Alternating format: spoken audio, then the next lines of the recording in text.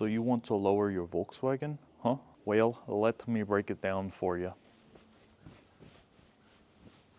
Obviously from factory, the ride height on these cars is shit. So we're gonna talk about it.